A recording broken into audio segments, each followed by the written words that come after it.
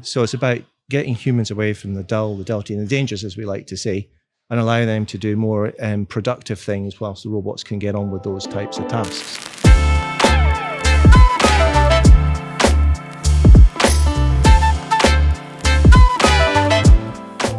Steve, absolutely lovely to see you again, and welcome to the IFA 2023 live podcast. How are you doing?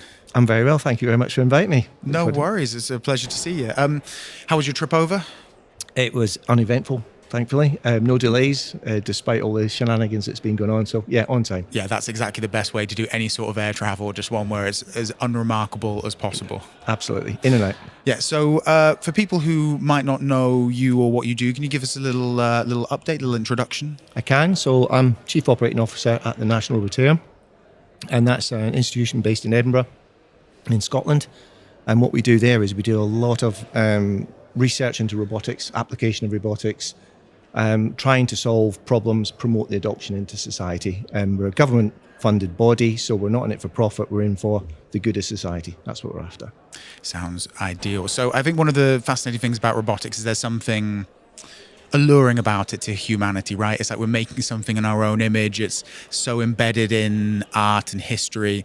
And I always think there's a little bit of a danger where we're always kind of thinking to the future, thinking of what's going to come next, whether it's going to be like the T-1000 or anything like that. But yeah, I wanted to speak to you and find out what examples robots are actually making right now, because the industry seems to be, this will happen, this will happen, this will happen. But of course, there's already a lot of robots out there in the world. It's already happened. You just have to look at the car manufacturing industry.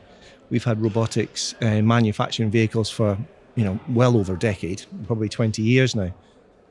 Where else are we seeing it now? Well, you're actually seeing it around your home. So for instance, now there's more and more robotic vacuum cleaners appearing, doing all that for you. You've got robotic lawnmowers that are out there mapping your garden and then going cutting the grass for you when it's pouring wet and you don't want to.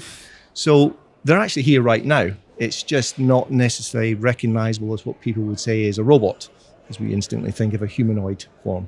Yeah, and is that a danger for us to equate robotics so closely with humans?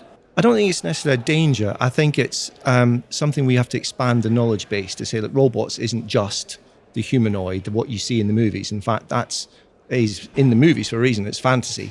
We'll always have the on-off button. We'll always be able to tell them what to do. They're there to help us, not do otherwise.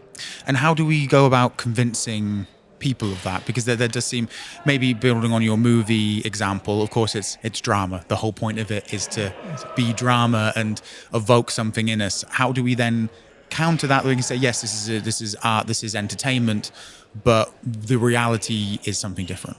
We have to build trust. So we have to build trust between ourselves and our robotics devices. And that's one of the things that the National Robotarium we can do. We can prove and show that these things are safe.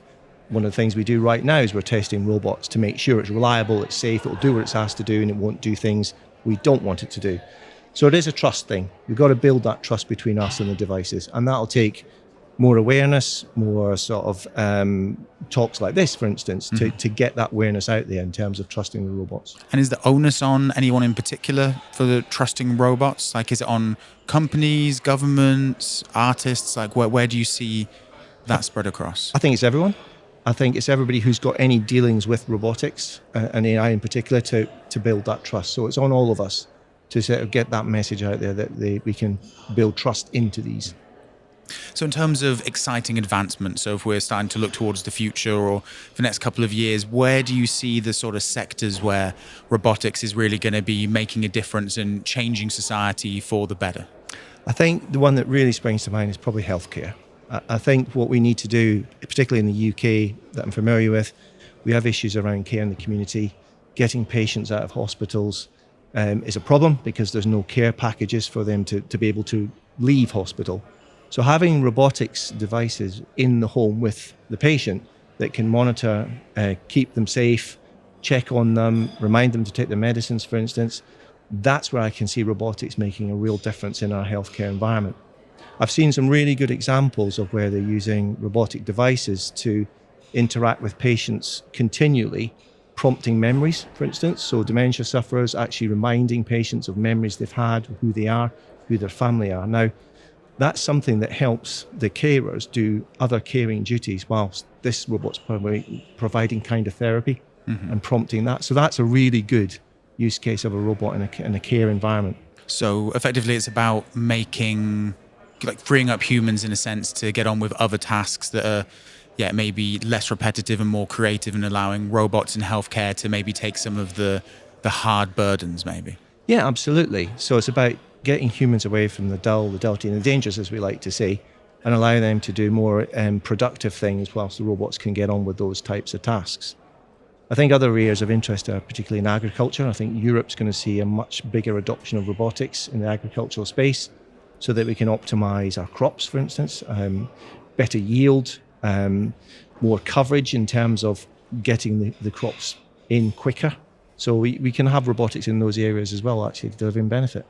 And where do you see the divide and the line between AI and robotics? You mentioned there kind of care robots, which one assumes there would be an element of artificial intelligence inserted into that. Where do you see the line, the divide? Is there one? Is it just a physical versus software notion? Where do you see that fitting? It is physical versus software. So AI, artificial intelligence, is by its nature software. It's programming, it's algorithms, it's rules we've given a piece of software to make assumptions or highlight insights based on data sets we give it. We have to give it the data sets in order for it to do those decisions. It doesn't make it itself. It has to have that data to then give you the information that allows you to make the decisions, or allows them to act in a certain way. Maybe it's avoid an obstacle because it's got the data set to say, yeah, we told it you need to avoid that obstacle. So we have that control, and we have to be able to tell it what it needs to do. Mm-hmm. So there's always an element of control there. And kind of looking more into the future and the idea. So, I think you've said the phrase you used was kind of dirty, getting humans out of dirty and dangerous jobs. Yeah.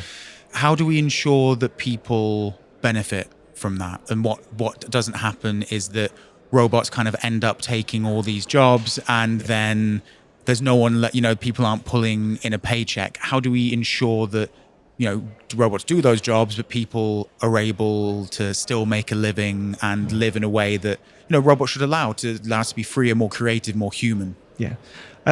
This isn't the first time we've come across a scenario like this. Every technological advancement, evolution in our society has resulted in a disruption in the job markets. It's a change. So what you tend to find is actually there's no actual reduction in the number of jobs that are available. It's actually a change in terms of the types of jobs that people can then do. So a good example would be maybe in the farming community, farmers would become more qualified in maintenance of robotic devices as well as their farming duties. So it evolves depending on the tech. Rather than replace, it augments the humans and allows them to develop new skills in order to utilize that. And then do you think there needs to be systemic training practices reskilling? Absolutely, yeah. It's the same when we had the advent of computers and the internet. There's a whole new branch of professions appeared in terms of being able to do software programming, content creation. Whole new careers appeared on the back of that technology. The same will happen with robotics. And if you can picture how we interact with robotics in 20, 30 years, what does society look like? I think society will look like robots won't necessarily appear as lots of humanoid forms everywhere. I think what you'll find is there's very specific robots that will do tasks. They may look like a small lawnmower. They may look like a unit in your home, like maybe it's the fridge.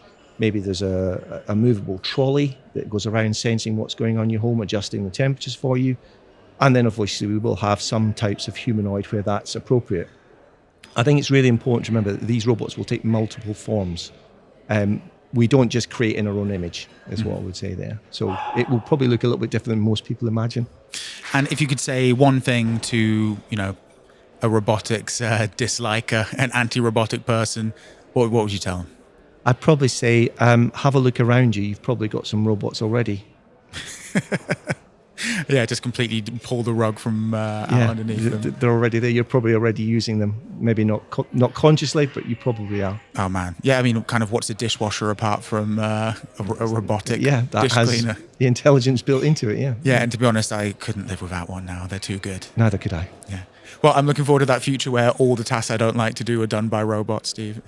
So thank you very much for joining us today. It was a real pleasure to speak to you. My pleasure. Thanks, Callum. Cheers. Cheers.